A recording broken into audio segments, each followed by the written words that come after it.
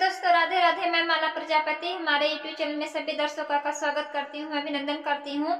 आज मैं एक बहुत ही प्यारा होली गीत लेकर आई हूँ। अगर आप सभी को अच्छा लगे तो प्लीज लाइक करना, कमेंट करना और मेरे चैनल को सब्सक्राइब करना।